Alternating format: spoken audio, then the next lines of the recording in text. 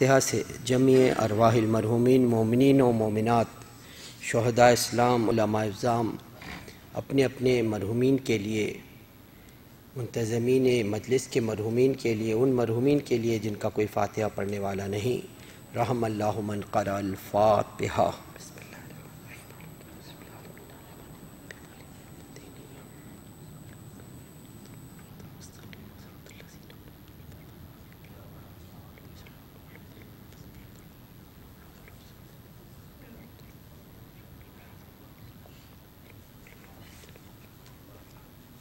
اعوذ باللہ السمیع العلیم من الشیطان اللعین الرجیم، بسم اللہ الرحمن الرحیم، الحمدللہ الذی ہدانا لہذا وما کننا لنہتدی لولا ان ہدانا اللہ، لقد جاءت رسل ربنا بالحق، الصلاة والسلام علی النبی الامی، مکی المدنی عربی القرشی، الرسول المسدد والمصطفى الامجد، محمود الاحمد ابو القاسم محمد،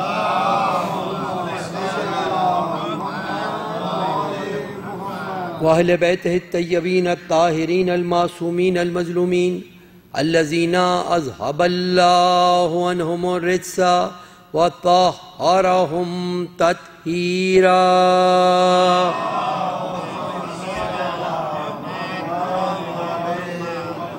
لا سیما بقیت اللہ فی الارضین، الامام المنتظر والحجت ثانی عشر، آیت اللہ العظمی والحجت الکبریٰ، روحی وارواح العالمین لتراب مقدمہ الفداء، ولعن اللہ علی اعدائہم وعلی غاصب حقوقہم وعلی منکر فضائلہم من الان الی قیام یوم الدین۔ اما بعد فقد قال اللہ سبحانہ وتعالی فی محکم کتابہ الحکیم، وہو اصدق الصادقین وقولہ الحق، فاسألوا اہل الذکر ان کنتم لا تعلمون۔ درود بھیجئے محمد والے۔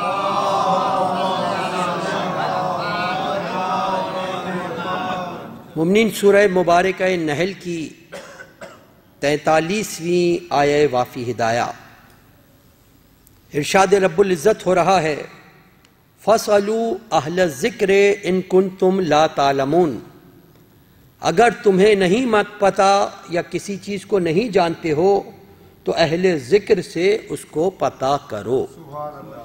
یہ خلاق عالم کلام پاک میں حکم دے رہا ہے کہ اگر جاہل ہو تو اپنی جہالت پہ رہو نہیں، بلکہ اہل ذکر سے پتہ کر کے اپنے آپ کو علم کے آگے بڑھانے کی کوشش کرو، کیونکہ جہالت جو ہے وہ اسلام کو پسند نہیں ہے۔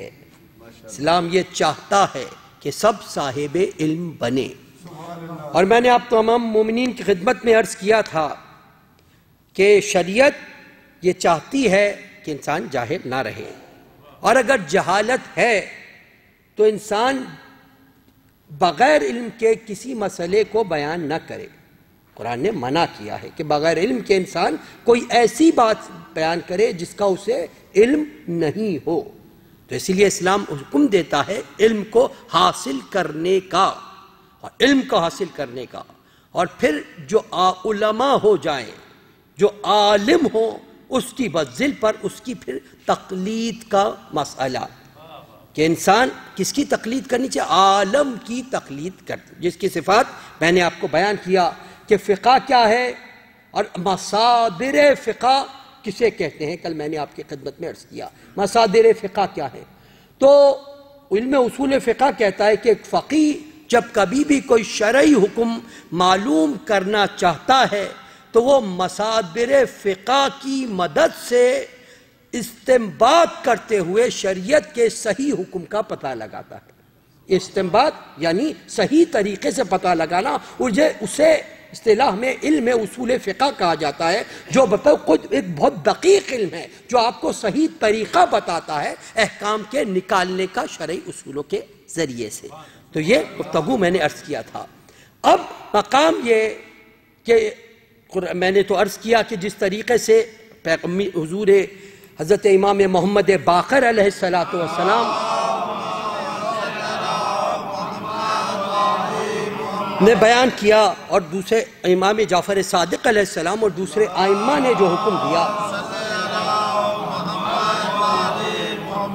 یا ہمارے زمانے کے امام نے حکم دیا فَأَمَّا الْحَوَادِثِ الْوَاقِعَةِ ارجعوا الى رواة احادیثنا فانہم حجتی علیکم وانا حجت اللہ، کہ جب کبھی بھی بدلتے ہوئے حالات کے ساتھ ساتھ تم ہمارے راویان احادیث سے کی طرف رجوع کرنا، کیونکہ ان کو ہم نے تمہارے اوپر حجت قرار دیا ہے اور ہم خدا کی طرف سے حجت بنا کر بھیجے گئے ہیں.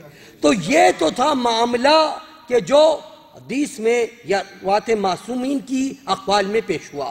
اب قرآن مجید بھی اس کے بارے میں واضح اعلان فرماتا ہے. قرآن مجید نے بھی اس بارے میں واضح اعلان فرمایا ہے کہ لوگوں کو کرنا کیا چاہیے. درود بھیجئے محمد و آل محمد پر.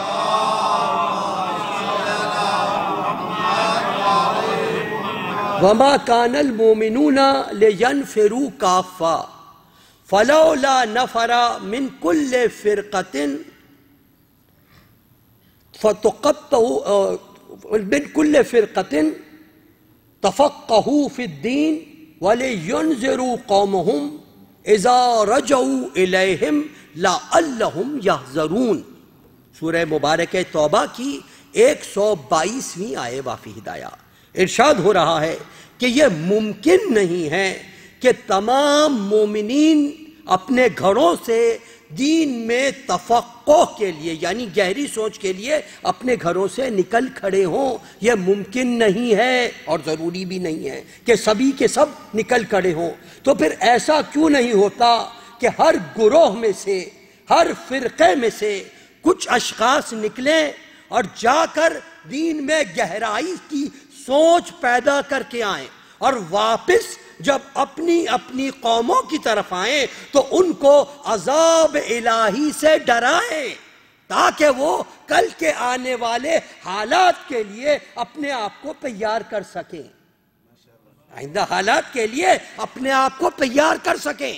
تو 122ویں آیت وافی ہدایہ کہ جو واضح طور پر کہہ رہی ہے کہ یہ کچھ لوگوں کی ذمہ داری ہے، اور کچھ لوگ ادا کر دیں تو دوسروں پر ذمہ داری ساقط ہو جاتی ہے. لیکن ذمہ داری ہے کہ جائیں اور غور و فکر کر کے واپس آئیں اور لوگوں کو عذاب الہی سے ڈرائیں. یہاں پر جیسے میں نے عرض کیا کہ دو ذمہ داریاں ہیں. ایک ذمہ داری جو واضح ہے، جو آیت بیان کر رہی ہے کہ ذمہ داری ہے کن کی، لوگ جا کر واپس آئیں اور اپنی قوموں کو، اپنے لوگوں کو عذاب الہی سے ڈرائیں. یہ تو ان کی ذمہ داری ہو گئی. اور جن کو ڈرایا جا رہا ہے ان کی ذمہ داری یہ ہے کہ ان کی باتوں کو غور سے سنیں اور اس پر عمل کریں.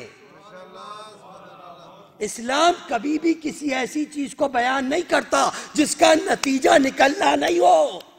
یعنی یہ نہیں ہے کہ آ کر بیان کر دے دوسرا کیا کرے، نہیں، دوسری چیز کیا. جن کو بیان کیا جائے ان کا یہ ذمہ داری ہے کہ اس پر عمل کیا جائے، اس پر عمل کیا جائے. تو اسی پر میں نے آپ کے سلسلے میں عرض کیا تھا کہ یہی چیز ہے فقہاء کہ جو اس طریقے سے علم حاصل کرتے ہیں، اپنی زندگیاں پوری کی پوری زندگیاں جو ہے، یعنی بہت سے فقہاء کے لیے میں انشاءاللہ عرض کروں گا تو بتاؤں گا کہ فقہاء جو جن کے لیے تاریخ میں لکھا ہوا ہے کہ بہت کم سویا کرتے تھے، 16 گھنٹے سے زیادہ دین کے معلومات میں، 16 روزانہ. یعنی ایسے بعض فقہاء تو ایسے گزرے ہیں جن کے پاس چھٹی کا بھی کوئی تصور نہیں تھا، پورے ہفتے کے 7 دن یہی روٹین تھا. اس کے بعد انسان اس منزل پر پہنچتا ہے. تو یہ تفقہ کی منزل جس کا قرآن حکم دے رہا ہے. اب یہاں پر کہ اگلی منزل پر پہنچوں اس سے پہلے تو شریعت میں احکام کی فقہاء نے احکام کی کچھ قسمیں بیان کی ہیں. قرآن و سنت کے لحاظ سے احکام کتنی قسم کے ہوتے ہیں ان کی اقسام بیان کی ہیں. تو پہلے احکام 2 قسم کے ہیں، 2 قسم کے احکام ہیں. ایک تکلیفی ہے، ایک وضعی ہے. ایک تکلیفی ہے، ایک وضعی. تکلیفی احکام کس کو کہتے ہیں؟ وجوب، حرمت، استحباب، کراہت اور اباحت، یہ 5 ان کو کہتے ہیں خمسہ تکلیفیہ احکام ہیں۔ خمسہ تکلیفیہ ان کو شرعی زبان میں کہا جاتا ہے، اور اسلامی نقطہ نظر سے انسان کا کوئی بھی عمل ان 5 چیزوں سے باہر نہیں ہے۔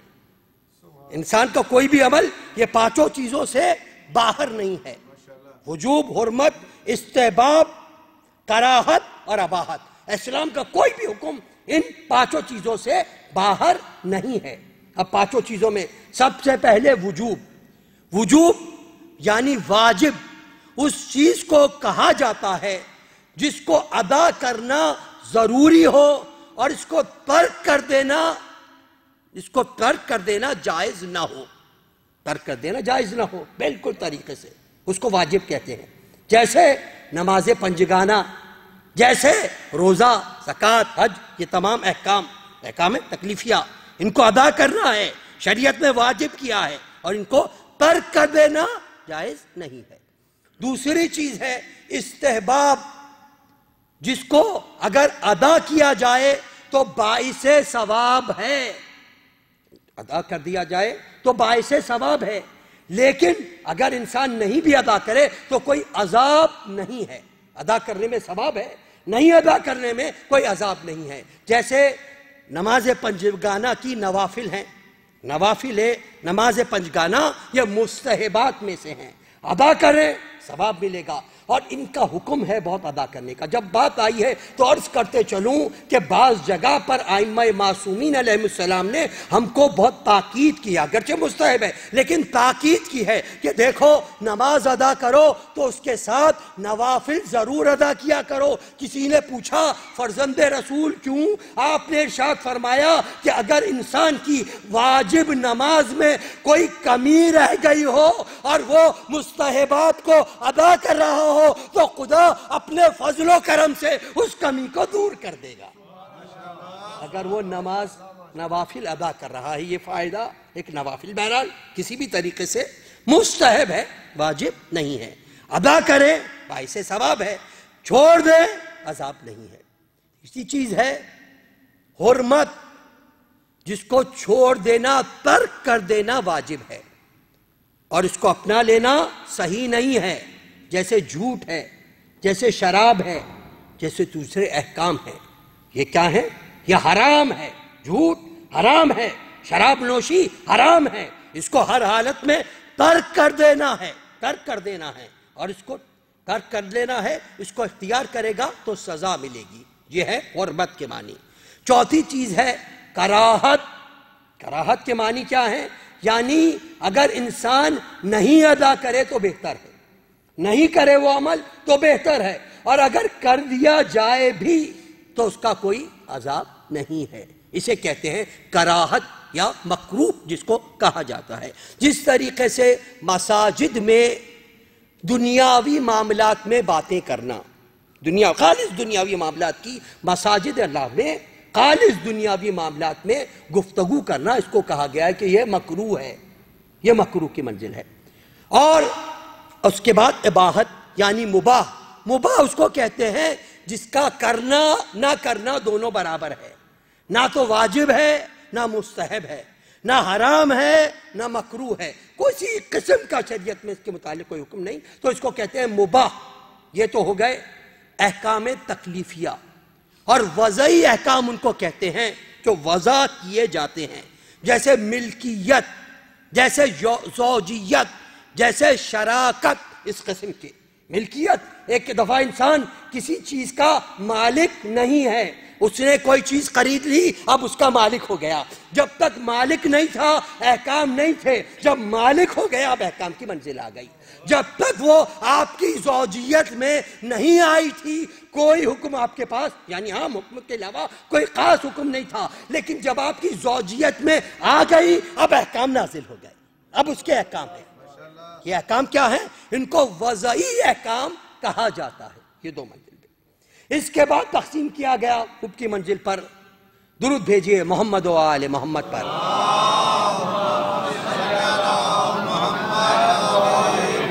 اس کے علاوہ 2 احکام ہیں اس کے بعد احکام تعبدی ہے یا توسلی ہے؟ تعبدی ہے یا توسلی ہے؟ تعبدی کن احکام کو کہا جاتا ہے؟ تعبدی ان احکام کو کہا جاتا ہے کہ جن میں قصد قربت ضروری ہے. قصد قربت ضروری ہے. قصد قربت کے بغیر اگر وہ اعمال انجام دیے جائیں قبولیت کی منزل پر نہیں پہنچیں گے یا صحیح نہیں ہوں گے.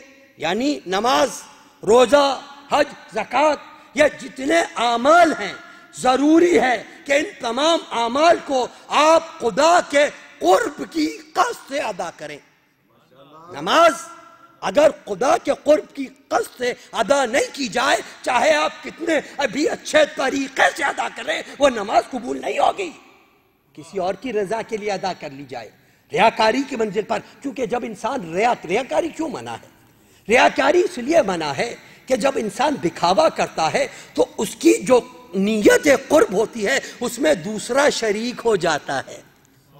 نیت کے اندر دوسرا شریک ہو جاتا ہے، اور اس لیے کہا گیا ہے جب کبھی بھی خدا کی طرف کسی بات کی قربت کی نیت کرو خالصتاً خدا کے لیے ہونی چاہیے.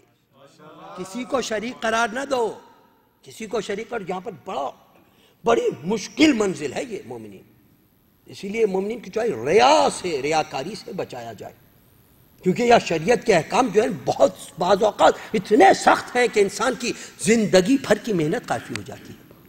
کیونکہ دیکھیں یہاں پر علماء نے بحث کی کہ خدا رحیم و کریم ہے. خداوند کریم رحیم و کریم ہے. اور خداوند کریم یعنی ہم جیسے کہتے ہیں ایک بڑے دل کا انسان، جیسے انسان کو مثال خدا کے لیے نہیں دی جا سکتی، لیکن ہم مثال کہتے ہیں بڑے دل کا انسان ہے. آپ جیسے کوئی چیز مانگ رہے ہیں تو وہ ادا کر دیتا ہے، چلو تم ہی لے جاؤ، یعنی بھی لے جاؤ. خداوند کریم کریم الرحیم ہے. تو اگر بندہ نماز ادا کرے، ریاکاری کا مطلب کیا ہے؟ ریا آپ نے کی، کسی کو دکھانے کے لیے نماز پڑھی، اگر خدا نخواستہ کسی کو دکھانے کے لیے میں نے نماز پڑھی، تو اب کیا ہے؟ اب خدا کے قرب کی نیت میں وہ شخص یا وہ اشخاص شامل ہو گئے. وہ اشخاص اس نیت میں شامل ہو گئے، آپ کے نماز کی نیت میں وہ اشخاص شامل ہو گئے. تو کیونکہ خداوند کریم بہت کرم کرنے والا ہے، اجر پر ہے، لہٰذا جب وہ اشخاص شامل ہو گئے خداوند کریم اپنی کسی کام میں کسی کی شراکت کا اجازت نہیں دیتا ہے. تو پھر وہ کہتا ہے کہ کیونکہ تم نے ان کو میری نیت میں شریک کیا تھا لہٰذا میں تمہارا پورے کا پورا عمل انہی کے حوالے کر دیتا ہوں. اب قرب کی نیت ختم ہو گئی، انہی کے پاس چلا گیا عمل. لہذا قرب الہی کی نیت سے، قرب الہی کی نیت. اور یہاں پر ایک فرق ہے، یہاں پر ایک دو عمل میں فرق ہے، وہ ایک بہت لمبی بحث لیکن فقط دو جملے. ایک عمل دکھانے کے لیے کرنا، ایک دکھا کے کرنا، دونوں میں بہت بڑا فرق ہے.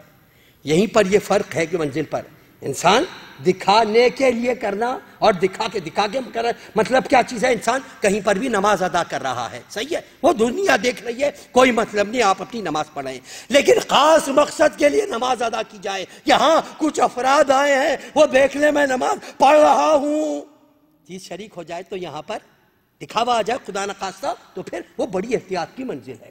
بڑی لمبی بحث میں جانا. تو بہرحال قرب کی نیت ضروری ہے، خدا کے قرب کی نیت. اسی لیے علماء کہتے ہیں نماز و روزے کے 1000 فوائد صحیح، لیکن ایک بات یاد رکھنا، جب کبھی بھی نماز، روزہ، حج، زکوٰۃ، دوسرے اعمال بجا لاؤ، ہمیشہ خدا کے لیے ادا کرنا، کسی اور کے لیے ادا نہ کرنا. سارے فائدے میں جائیں گے مگر ادا ہونا چاہیے خدا کے لیے. تو یہ وہ چیز ہے تعبدی کہ جو قرب کی نیت جہاں ضروری ہے. توسلی وہ ہیں کہ جہاں پر قرب کی نیت ضروری نہیں ہے ویسے بھی عمل انجام دیا جائے تو صحیح ہوگا. یعنی ماں باپ کی خدمت ویسے ہی طور پر انسان قصد قربت سے نہیں بھی ادا کر دیا جائے تب بھی باعث ثواب انسان کے لیے ہے. وہ عہد و پیمان جو انسان کسی دوسرے سے باندھتا ہے، آپ اپنی زندگی میں باندھتے رہتے ہیں نا، عہد کیا آپ نے، وعدہ کیا آپ نے. یاد رکھیے وعدے اور عہد کی اسلام میں بہت زیادہ تاکید ہے. جب کبھی بھی کسی سے وعدہ کرو اس کو پورا کرو. اس لیے کہتے ہیں وہ انسان سچا ہو ہی نہیں سکتا جو اپنے وعدوں کو اور عہد کو پورا کرنے والا نہ ہو. وعدے اور عہد چاہے کسی سے، چاہے چھوٹے بچے سے بھی کیوں نہ کیے جائے، آپ یاد رکھیے، کیونکہ آپ تو ہو سکتا ہے بھول جائیں، بچہ چیزوں کو بھولتا نہیں ہے. تو اسی لیے جب کبھی بھی کہو، عہد کرو، وعدہ کرو، کوئی بھی چیز کرو، اس کو پورا کرو. تو اس کے لیے توسلی احکام ہے، اس کے لیے قصد قربت کی ضرورت بھی نہیں ہے. حکم ہو جائے گا، عمل ہو گیا، تاکہ بارگاہ میں بغیر قصد قربت کے بھی پورا ہو جائے گا. یہ ہو گئے تعبدی و توسلی. اس کے بعد ہے عینی و کفائی، واجب عینی اور واجب کفائی. واجب عینی کیا ہے؟ کہ جو فردن ہر شخص پہ واجب ہے. فردن ہر شخص پہ واجب ہے. کیسے واجب ہے؟ نماز ہے، روزہ ہے، حج ہے، زکوٰۃ ہے. یہ واجب عینی ہے. ہر شخص کو اپنی ذمہ داری پہ اپنے اوپر ادا کرنا ضروری ہے یہ نمازوں کا ادا کرنا. تو واجب عینی. واجب کفائی کیا ہے؟ واجب کفائی ان چیزوں کو کہا جاتا ہے کہ جو ویسے تو سب پر واجب ہوں، لیکن اگر کچھ افراد اس کو انجام دے دیں تو دوسروں کے اوپر سے ذمہ داری اٹھ جاتی ہے. دوسروں کے اوپر سے ذمہ داری ہٹ جاتی ہے. کچھ لوگ واجب سب پہ ہے، لیکن کچھ لوگوں نے ادا کر دیا، دوسروں پہ ذمہ داری ہٹ گئی. جیسے قضاوت کی منزل ہے. قضاوت ہو، کوئی فیصلہ کرنے والا ہو. یہاں پر بھی اسلام حکم ہے کہ سب لوگوں کا فرض ہے، لیکن قاضی آ گیا، فیصلہ کرنے والا آ گیا، جج آ گیا قضاوت کی منزل پر، اب دوسروں سے ساقط ہے. جیسے تفقع ہے، قرآن مجید کی آیت ہے کہ کچھ لوگ نکلے، جب کچھ لوگ نکل کے جا کے تفقع کر کے آئیں گے دوسروں پر ساقط ہو جائے گی. لیکن واجب سب پر تھی، جب کچھ لوگ نکل گئے دوسروں پر ساقط ہو گئے. جیسے میت کے احکام ہیں، دفن کفن دوسرے احکام ہیں، یہ بھی واجب ہیں، مگر ایک گروہ نے اگر ان کو انجام دے دیا دوسروں کے اوپر یہ ساقط ہو جایا کرتے ہیں. دوسروں پر ساقط ہو جایا کرتے ہیں. اس کو کہتے ہیں واجب کفائی. پھر اس کے بعد واجب کی قسم ہے، درود بھیجے محمد و آل محمد پر.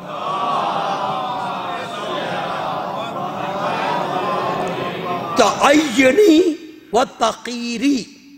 تعینی جو تعین کے ساتھ ہے، تعین کے ساتھ ہے، مقرر کر دیا گیا، وقت مقرر کر دیا گیا، مہینے مقرر کر دیے گئے، رائے مقرر کر دی گئی، تمام چیزیں خاص چیزوں کے لیے تعین کر دیا گیا، وہ وجوب کی منزل پر. اس کی بھی مثال وہی ہے جیسے نماز ہے، روزہ ہے، حج ہے، زکوٰۃ ہے. یہ بہت بڑی عبادتیں ہیں. امر بالمعروف ہے، نہی عن المنکر ہے، جو چیزوں کا ہوگا یہ واجب تعینی ہے. اس کے بعد واجب تقیری. واجب تقیری وہ ہے کہ جہاں پر انسان کو دو میں سے ایک چیز انجام دینی ہے. دو میں سے ایک چیز انجام دینی ہے. ہاں ہو سکتا ہے کہ دوسرے میں فضیلت یقیناً ہو. اس کی بحث انشاءاللہ آئندہ بھی میں کروں گا، لیکن اب یہ عرض کروں. جیسے نماز جمعہ ہے.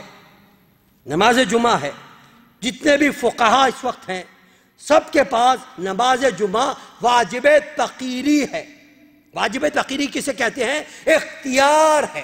فضیلت ضرور ہے نماز جمعہ کو، تمام نے کہا نماز جمعہ زیادہ فضیلت رکھتی ہے اس کی نسبت کے انسان نماز ظہر ادا کرے نماز جمعہ، لیکن واجب تقیری ہے. تقیری کا مطلب کیا؟ اختیار ہے، چاہے تو جمعہ ادا کرو، چاہے آپ ظہر بھی ادا کر سکتے ہیں، لیکن بہرحال فضیلت نماز جمعہ کو زیادہ ہے. جس طریقے سے کہ اگر انسان کوئی روزہ چھوڑ دے، کوئی روزہ چھوڑ دے، جان بوجھ کے چھوڑ دے، تو اب اس کا کفارہ ادا کرنا واجب تقیری واجب ہو جاتا ہے انسان کے اوپر. 60 مسکینوں کو کھانا کھلائے، 60 روز روزے رکھے، ایک غلام کو آزاد کرے. یہ جو احکام شریعت نے دیے ہیں یہ کیا ہے؟ تقیری کی منزل ہے. آپ نے ایک عمل کو چھوڑ دیا، دوسرا عمل آپ پر واجب ہو گیا. تقیری ہے، اختیار ہے. روزہ رکھ لیتے تو یہ نہیں ادا کرتے، آپ نے روزہ نہیں رکھا تو یہ ادا کرو. یہ ادا کرنے کی منزل، یہ واجب کی منزل. اس کے بعد آخری قسم واجب کی نفسی ہے یا مقدمی ہے. نفسی ہے یا مقدمی. نفسی کیا ہے؟ کہ ایک شخص پر واجب ہو جائے حالات کے لحاظ سے، اور بغیر حالات کے بھی واجب ہو، لیکن خاص حالات کے لحاظ سے علماء نے بحث کی جس پر واجب ہو جائے. یعنی کسی بھی شخص کو ہلاکت سے بچانا واجب ہے. ہلاکت سے بچانا واجب ہو جاتا ہے. آپ دیکھ رہے ہیں، دیکھیے بعض اوقات انسان احتیاط نہیں کرتا، یہ واجب کی منزل پر ہے. آپ دیکھ رہے ہیں کوئی شخص ڈوب رہا ہے، ڈوب رہا ہے، آپ بچا سکتے ہیں، بچانا واجب ہے. آپ بچا سکتے ہیں، بچانا واجب ہے. تو یہ واجب جو ہے واجب نفسی ہے، جو آپ کے نفس کے اوپر یہ بچانا چیزوں کا اختیار ہے، واجب ہو گیا، واجب ہو گیا. اسی طریقے سے بعض احکام بھی واجب ہو جاتے ہیں، جیسے امر بالمعروف ہے، ویسے تو سب کی ذمہ داری ویسے بھی ہے، لیکن کسی منزل پر اگر آپ دیکھ رہے ہیں، آپ کوئی شخص قبلے کے رخ سے ہلٹ کے نماز پڑھ رہا ہے، آپ بول رہے ہیں مجھے کیا کرنا؟ نہیں، ذمہ داری ہے، جائیے جا کے بتائیے بھائی یہ کیا کر رہے ہو، قبلے کا رخ یہ ہے، ہو سکتا ہے خبر نہ ہو. تو ہم یہ معاشرے میں اس طریقے سے نہیں چل سکتے. خداوند کریم نے کچھ چیزیں واجب نفسی قرار دی ہیں کہ اگر آپ دیکھ رہے ہیں، آپ جان پہ ہیں، ہاں اگر خدا نہ خواستہ جان بوجھ کے ادا کر رہے ہیں وہ اس کی منزل ہے، لیکن کوئی شخص نیا آیا ہے، اس کو قبلے کا نہیں پتا، وہ کسی الگ رخ سے ادا کر رہا ہے، اب آپ کے اوپر ہے آپ جا کے اس کو کہیں کہ بھائی قبلہ رخ یہ ہے، چیزیں منزل یہ ہیں، چیزوں کو ادا کریں. تو یہ واجب نفسی کہلاتا ہے. غلط کو بچانا اور کسی ڈوبتے کو بچانا، یہ اس طریقے سے بہت سے احکام ہیں، لیکن مثال عرض کر رہا ہوں. یہ واجب نفسی ہے، جیسے نماز ہے واجب نفسی ہے، لیکن کچھ واجب مقدمی ہیں. واجب مقدمی کیا ہے؟ اس نفسی عمل کا مقدمہ ہے کہ اگر وہ نہ ہو تو واجب نفسی ادا نہیں ہو سکتا، وہ اگر نہ ہو تو واجب نفسی ادا نہیں ہو سکتا. جیسے اگر آپ کوئی شخص ڈوب رہا ہے، اس کو بچانا ہے تو بعض اوقات آپ کو رسی کی ضرورت ہے جس کو آپ پھینکیں، جس سے بچائیں، تو رسی جو ہے وہ مقدمی بن جائے گی، مقدمہ بن جائے گا. بلکہ یوں عرض کروں جیسے نماز کے لیے وضو ہے، وضو ہے، نماز آپ کو ادا کرنی ہے، وضو واجب ہے. اگر آپ نماز سے ہٹ کے وضو کریں وہ مستحب ہوگا. نماز کے ساتھ ادا کر رہے ہیں تو چونکہ نماز بغیر وضو کے ادا نہیں ہو سکتی، لہٰذا وہ مقدمی بن جایا کرتا ہے. یہ کچھ اصطلاحات ہیں. نعرہ تکبیر، نعرہ رسالت، نعرہ رسالت، نعرہ حیدری، حیدری، آواز بلند صلوات. اللہم صلی علی محمد. تو آپ نے دیکھا یہ احکام کی قسمیں ہیں، یہ احکام کی قسمیں ہیں جو شریعت نے بیان کی ہیں، اور علماء کا یہ بہت بڑا کردار ہے. ہم نے تو میں نے مختصر وقت میں بیان کر دیا، آپ نے اس کو سن لیا، لیکن کتنی محنتیں اس میں لگیں تاکہ ہمارے اعمال محفوظ رہیں، ہمارے اعمال صحیح طور پہ ادا ہوتے رہیں. یہ اسی لیے ہم کہتے ہیں ہمیں احسان مند ہونا چاہیے ان مراجع عظام کا، ان علماء کرام کا جنہوں نے محنتیں کر کے ہمارے لیے یہ چیزوں کو پیش کیا، ہمارے لیے یہ مقدماتی چیزوں کو پیش کیا. اب اس کے بعد اگرچہ میرا ارادہ کچھ اور تھا، لیکن چونکہ بعض چیزیں ہوتی ہیں جو مربوط اگر چلیں تو سمجھنے میں آسانی ہو جاتی ہے، اگر ربط نہیں رہے تو اس کو الگ سے سمجھنا بہت مشکل ہو جاتا ہے. اب یہاں پر ایک اہم ترین سوال کہ جو فقہ کے پر میں نے کام سی روش آپ کی خدمت میں پیش کر دی کہ فقہا کس طریقے سے فتویٰ دیتے ہیں، کیا کیا مصادر ہوتے ہیں، کیا کیا علوم حاصل کرتے ہیں، احکام کی قسمیں کیا ہیں. اب اہم ترین سوال جو ہر دور میں پوچھا بھی جاتا رہا اور بزرگ علماء نے، آج کے بھی علماء نے اس کا بہت مدلل جواب بھی دیا. آپ کے سامنے انتہائی اختصار کے ساتھ ان جوابات کو کہ جب اللہ ایک ہے، معصومین تمام فرامین احکام کے ان میں کوئی معصومین کے اس میں فرق نہیں ہے، اور مصادر کا بھی استعمال کیا جاتا ہے، پھر کیا وجہ ہے کہ فقہا کے فتووں میں اختلاف کیوں ہوتا ہے؟ فقہا کے فتووں میں اختلاف کیوں ہے؟ ایک فقیہ کچھ اور مسئلہ بتا رہا ہے، دوسرا فقیہ کچھ اور مسئلہ بتا رہا ہے. یہ اختلاف ہوتا کیوں ہے؟ تو دیکھیں اس اختلاف کے کچھ وجوہ و اسباب ہیں. میں ڈیٹیل نہیں، چونکہ بہت بڑا موضوع ہے، انتہائی اختصار کے ساتھ جو چیزیں میرے بیان کرنے اور آپ کے سننے کے لیے آسان ہیں ان چیزوں کا کیوں اختلاف ہوتا ہے، اختلاف ہوتا کیوں ہے؟ تو اس کے بہت سارے اسباب میں سب سے پہلی وجہ اس کی ہے وہ زبان عربی ہے، عربی زبان. کیونکہ قرآن عربی میں، حدیث رسول ہو یا معصومین سب عربی میں، اسی لیے کہتے ہیں اس شخص کو مفسر کہا ہی نہیں جاتا ہے جو عربی جانتا نہ ہو۔ ایک شخص اگر کلام پاک کی یا معصومین کی قول اقوال کی شرح کرنا چاہتا ہے تو اس کے لیے ضروری ہے کہ وہ زبان عربی کو جانے، بغیر جانے ہوئے نہیں کر سکتا۔ کوئی شخص فقط ترجمے کو لے کر تفسیر کرے تو وہ قرآن کی تفسیر نہیں کہلائے گی، ترجموں کی تفسیر کہلائے گی۔ یہ علماء کا فیصلہ ہے، جو مفسر ہو اس کے لیے قرآن کو جاننا ضروری۔ تو زبان عربی سب سے پہلی چیز زبان عربی ایک طرف تو بہت فصیح و بلیغ زبان ہے، بہت فصیح و بلیغ زبان ہے، اور دوسری طرف بعض جگہ پر اس زبان میں کچھ رکاوٹیں ہیں، کچھ عوامل ہیں کہ جس کی وجہ سے فرق ہوتا ہے۔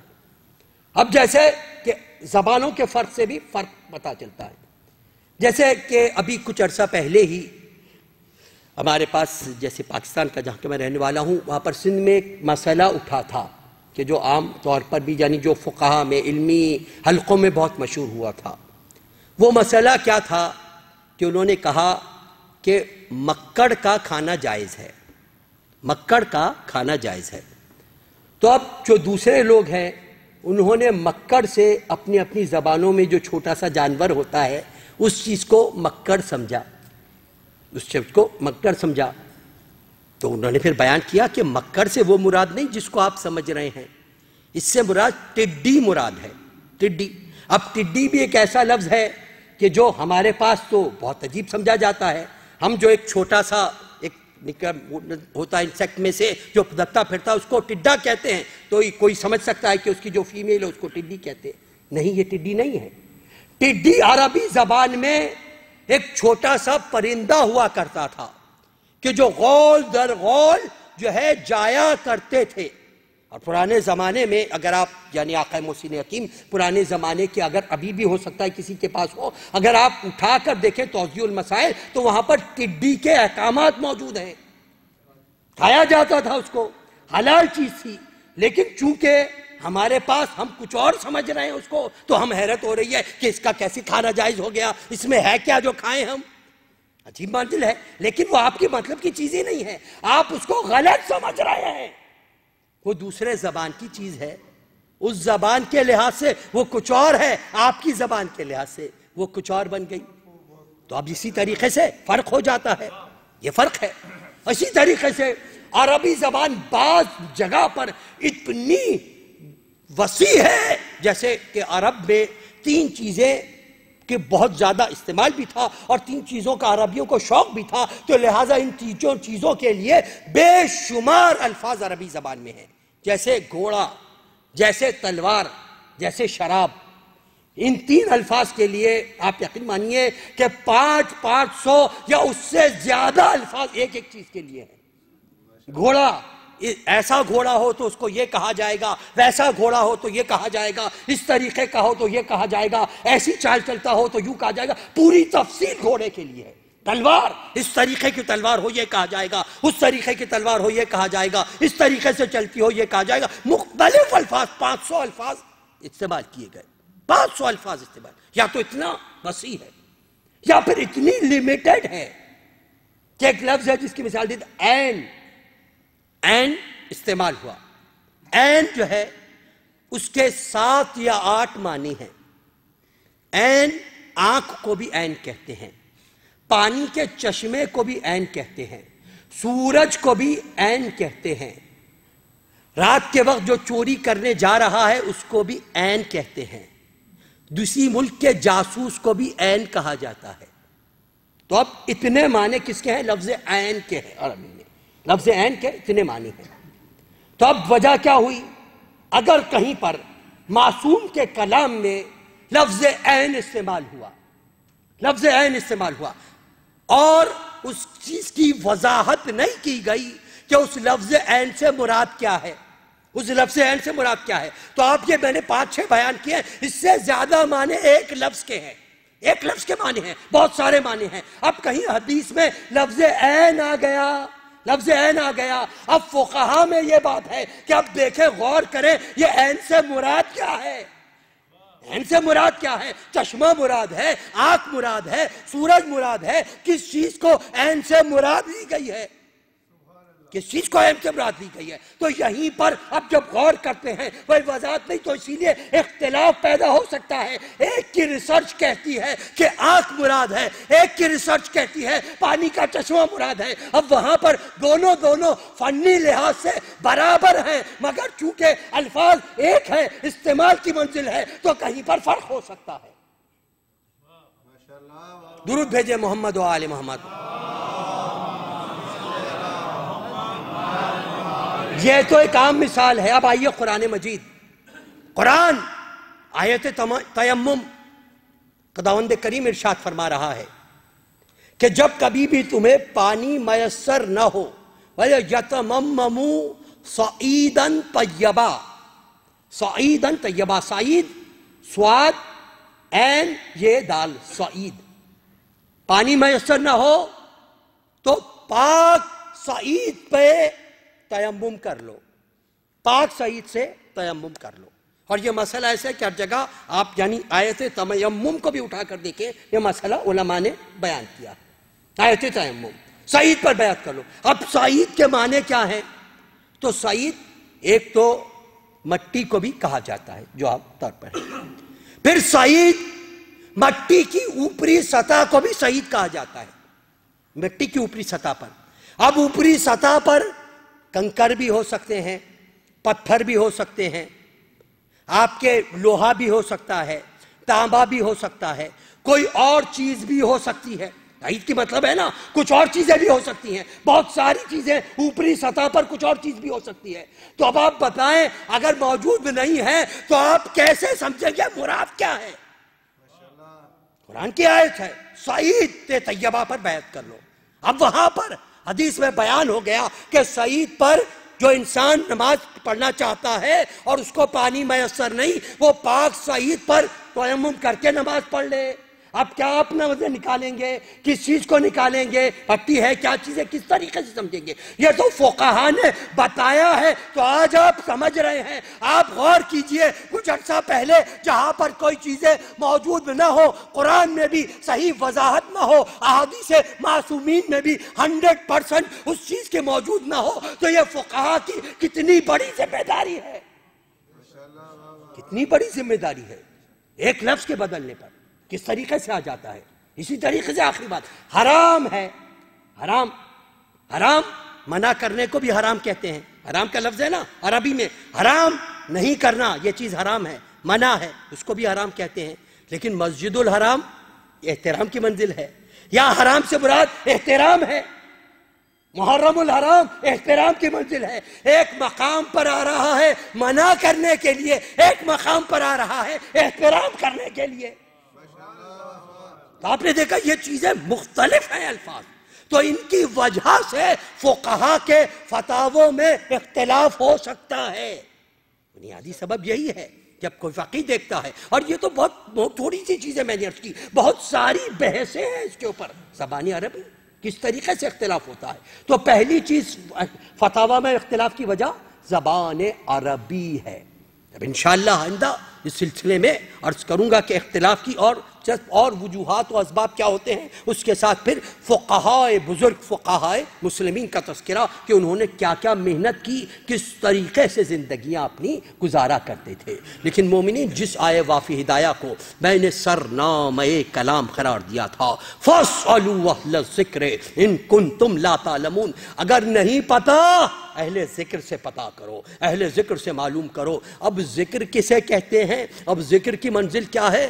ذکر جس کو قرآن مجید، اور قرآن کی منزل کیا ہے؟ قرآن وہ ہے جس کا ظاہر روشن ہے، جس کا ظاہر واضح ہے، اور باطنہ انیق، اور باطن بہت گہرا ہے. قرآن کے لیے باطن بہت گہرا ہے. اس کے بعد رسول اکرم حضرت احمد مصطفیٰ محمد مصطفیٰ صلی اللہ علیہ وسلم، حضور اکرم نے ارشاد فرمایا قرآن کا ایک ظاہر ہے اور ایک باطن ہے. پھر ارشاد فرمایا قرآن کا ایک ظاہر ہے، دو باطن ہیں. پھر ارشاد فرمایا قرآن کا ایک ظاہر ہے، 7 باطن ہیں. پھر ارشاد فرمایا قرآن کا ایک ظاہر ہے، 70 باطن ہیں۔ پھر ارشاد فرمایا قرآن کا ایک ظاہر ہے، اس کے 70,000 باطن ہیں۔ ہم تو فقط ظاہر پر لڑ رہے ہیں، یہ باطن ہے قرآن۔ اگر ہماری باتیں زیادہ سے زیادہ ذو معنی ہو جائیں، یعنی ایک بات کہیں اس کے 2 معنی ہو سکتے ہیں، لیکن اتنے زیادہ معنی تو مگر وہ جس کا کلام ہے یا تو وہ جانتا ہے، اور جو کلام کو جانتے ہیں آگاہ ہے وہ جانتے ہیں۔ یہی وجہ ہے کہ کتنے زیادہ باطن ہیں۔ اسی لیے خلاق عالم کلام پاک کے لیے سورہ لقمان میں ارشاد فرماتا ہے کہ اگر ساری دنیا کے اشجار قلم بن جائیں، سارے درخت سیاہی بن جائیں، اور سارے قلم اشجار بن جائیں، سارے دریا سیاہی بن جائیں، اور 7 اور دریا شامل ہو جائیں، ان کی سیاہی بھی شامل ہو جائیں، تو لا تفیدت بکلمات اللہ، تبھی بھی کلمات الہی کا احسان نہیں ہو سکتا۔ قرآن سورہ لقمان، لاؤ تفیدت لکلمات اللہ، تم کلمات الہی کا احسان نہیں کر سکتے، کلمات الہی کا احسان نہیں ہو سکتا۔ اس قدر منزل ہے، قرآن کہہ رہا ہے، کسی شاعر کا کلام نہیں ہے جہاں مبالغہ ہو۔ قرآن یہ سارے دنیا کے مل جائیں، ساری دنیا کے 7 دریا اور مل جائیں تبھی بھی سے آئی، تو اب یہ کلمات الہی ہے کیا؟ تو کیا منزل ہے؟ خلاق عالم نے پہچنوایا ہے ان ذوات مقدسہ کو جن کو پہچنوانا مقصد تھا۔ اگر اپنے لیے خلاق عالم نے کہا ان اللہ علی کل شیء قدیر، خدا ہر شے پر قدرت رکھتا ہے، تو ان کے لیے کہا کل شیء احصیناہ فی امام مبین۔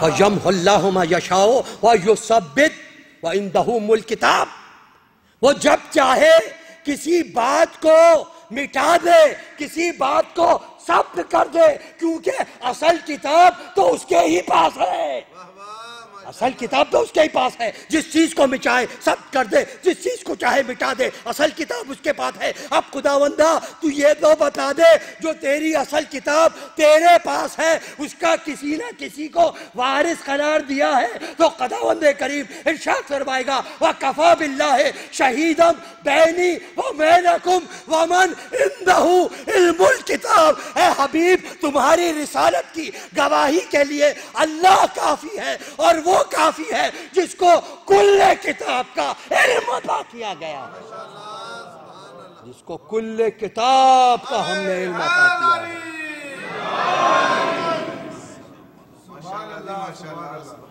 کلو کتاب کا علم عطا کیا گیا ہے۔ اور اب یہاں پر یہ بات سمجھ میں نہ آئے کہ خداوند کریم ارشاد فرما رہا ہے کہ ہمارے کلمات کا ایسا نہیں ہو سکتا کہ ہمارے کلمات اتنے ہیں کہ اتنے دریا بن جائے، تبھی بھی کلمات کا ایسا نہیں ہو سکتا۔ اگر ہماری جانیں فدا ہوں ذات ختمی مرتبت حضرت احمد مجتبیٰ محمد مصطفیٰ،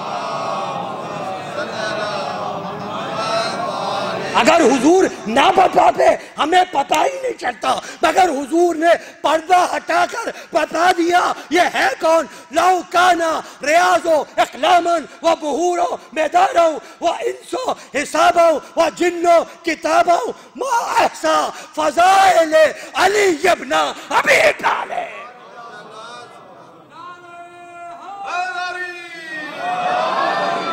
لو کانا ریاض و اقلاما والبحور میدانا والانس و حسابا والجن و کتابا، یہ تمام اگر مولا انسان لکھنے والے بن جائیں، اجنہ حساب کرنے والے بن جائیں، سارے اشجار قلم بن جائیں، سارے دریا سیاہی بن جائیں، تب بھی فضائل علی بیان نہیں ہو سکتے۔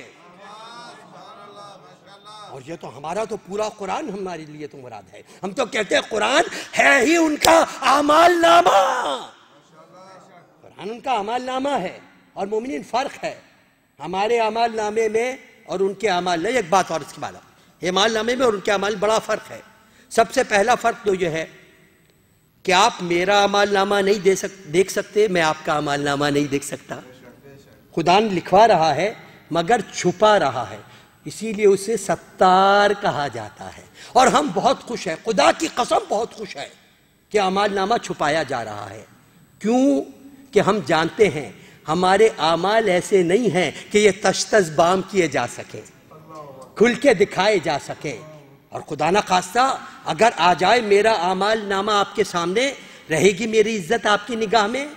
آ جائے استاد کا اعمال نامہ شاگرد کی نگاہ میں، آ جائے باپ کا اعمال نامہ بیٹے کی نگاہ میں، رہے گی عزت؟ نہیں۔ تو یہ اس کا رحم و کرم ہے، فضل ہے اس کا کہ لکھا رہا ہے مگر چھپا رہا ہے، کہ یہ دکھانے کے قابل نہیں ہے، تشتت بام کیا جائے اس کے قابل نہیں ہے۔ مگر کچھ ہستیاں کائنات میں ایسی تھی جن کا اعمال نامہ عبادتوں سے بھرا ہوا تھا، ریاضتوں سے بھرا ہوا تھا، تو خداوند کریم نے کہا یہ اعمال نامہ تو ایسا ہونا چاہیے کہ ہر ایک کو چاہیے اسے بار بار پڑھے۔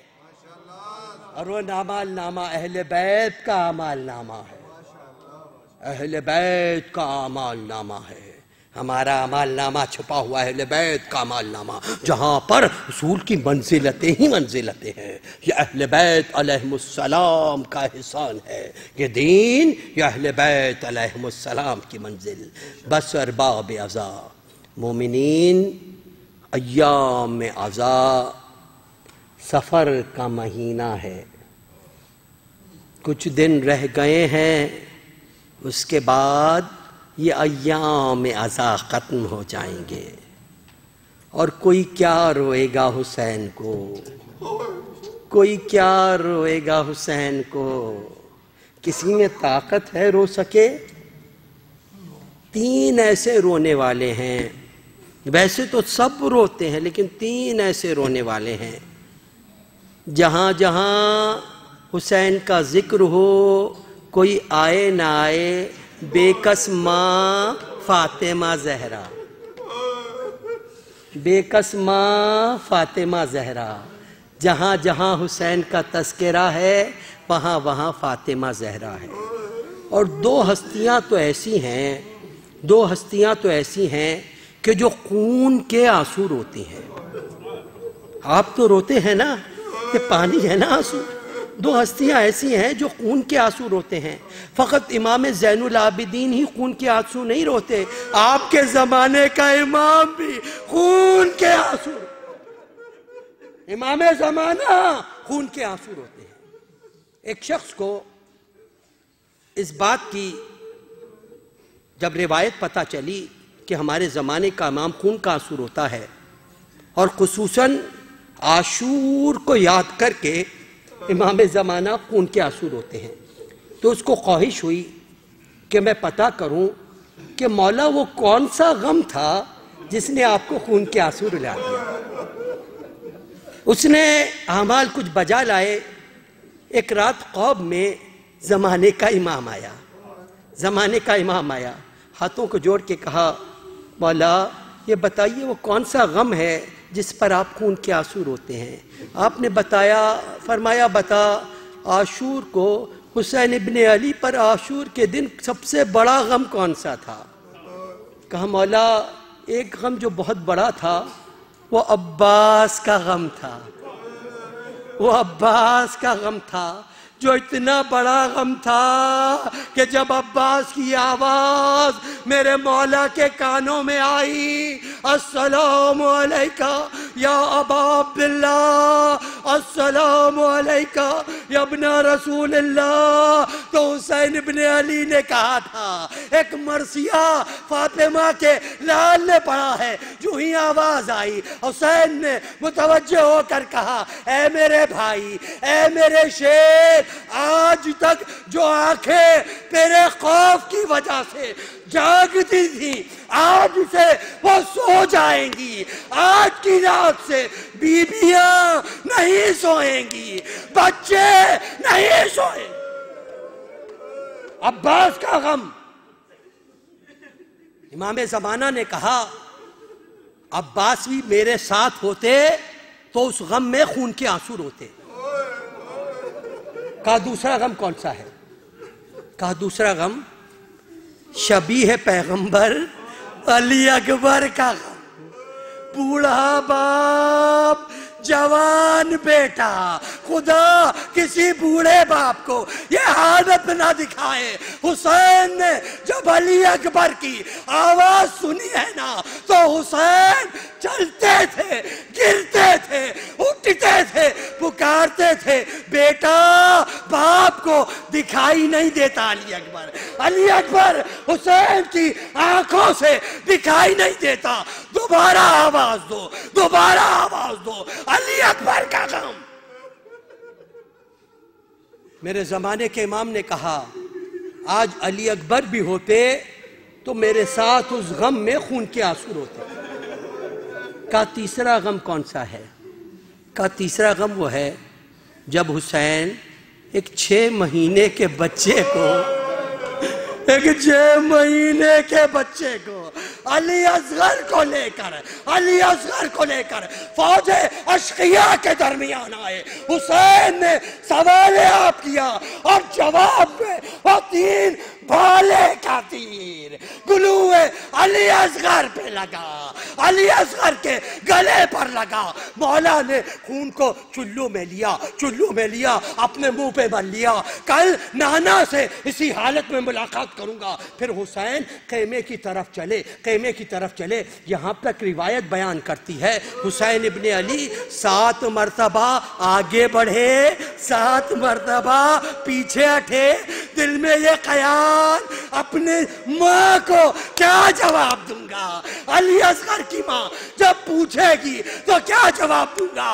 مگر اللہ نے ہماری جانیں فدا ہوں مقدرات عصمت پر، بی بی رباب ہماری جانیں فدا ہوں۔ ماں جب آئی ہے نا علی اصغر کو اس حالت میں دیکھا، ام رباب نے فقط ایک جملہ کہا، میرے بیٹے، میرے بچے، مجھے خبر نہ تھی تیرے جتنے بچے بھی ذبح کر دیے۔ علی اصغر کا غم، کہا علی اصغر آج میرے ساتھ ہوتے وہ بھی خون کے آنسو روتے۔ کہا کون سا غم دوسرا بڑا ہے؟ کہا وہ غم وہ ہے کہ جب فاطمہ کا لال، نبی کا نواسا حسین ابن علی زخموں سے چور چور ہو کر پشت فرس سے زمین کربلا کی طرف چلے۔ حسین کی مصیبت پتہ ہے، میرا مولا زیارت ناہیہ میں فرماتا ہے میرا سلام ہو اس مظلوم پر جو نہ تو پشت مرکب پر تھا نہ زمین کربلا پر تھا، سلام ہو ہمارا اس مرکب پر۔ حسین بھی، کہا مولا نے حسین بھی ہوتے تو میرے ساتھ اس غم میں خون کے آنسو روتے۔ میں نے ہاتھوں کو جوڑ دیا، مولا بتائیے پھر وہ کون سا غم تھا جو آج تک آپ خون کے آنسو رو رہے ہیں؟ مولا نے خون کے آنسو بہا کر کہا، ارے وہ زینب جو رات کو بھی پردے کے بغیر نہیں گئی ہو، وہی زینب، کوفے کا بازار، شام کا بازار، ہائے زین، الا لعنت اللہ علی قوم الظالمین وسیعلم الذین ظلموا ایام منقلب ینقلبون۔ خداوندہ ہمارے اس خلیل توسل کو ہم سے قبول فرما، ہمارے گزشتگان و اموات کو رحمت فرما، ہمارے مرحومین کو جوار چاردہ معصومین میں جگہ عطا فرما، جو مومنین حج و زیارات کے مشتاق ہیں حج و زیارات سے مشرف فرما، جو مومنین بیمار ہیں صحت کامل عطا فرما، جو مومنین بے روزگار ہیں بہترین روزگار عطا فرما، جو برسر روزگار ہیں روزگار میں ترقی و برکت عطا فرما، جو لا ولد ہیں اولاد صالح عطا فرما، جو صاحب اولاد ہیں صحیح تربیت کرنے کی توفیق عطا فرما، جو اپنے بہنوں بیٹیوں کے رشتوں کی وجہ سے پریشان ہیں بہترین کف و عنایت فرما۔ خداوندہ یہ تمام مومنین حاجت مند ہیں، زہرائے مرضیہ کا واسطہ ان کی حاجات شرعیہ کو پورا فرما۔ مومنین و مومنات، مسلمین و مسلمات جہاں کہیں بھی آباد ہیں، جان و مال و عزت و آبرو کی حفاظت فرما، ہمارے مقامات مقدسہ کی حفاظت فرما۔ خصوصیت کے ساتھ مومنین کا بہت بڑا قافلہ مومنین کربلا کی سمت جا رہے ہیں، کربلا میں موجود ہے۔ جو جہاں جہاں سے بھی زائرین آئے ہیں مولا خداوندہ، ان تمام زائرین کو زیارت کے بعد خیر و خیریت کے ساتھ اپنے اپنے وطن میں واپس پہنچا۔ مراجع عظام کی حفاظت فرما، ظہور امام میں تاجیل فرما، یاور و انصار میں شامل ہونے کی توفیق عطا فرما۔ دعائے صحت کے لیے کہا گیا ہے، ایک بچہ بیمار ہے، کچھ افراد اور بھی بیمار ہیں، آپ تمام کے جو بیمار ہیں اور جو دل میں حاجتیں رکھتے ہیں، یہ قبولیت دعا کا وقت ہے۔ 5 مرتبہ کریمہ کی تلاوت کرتے ہیں۔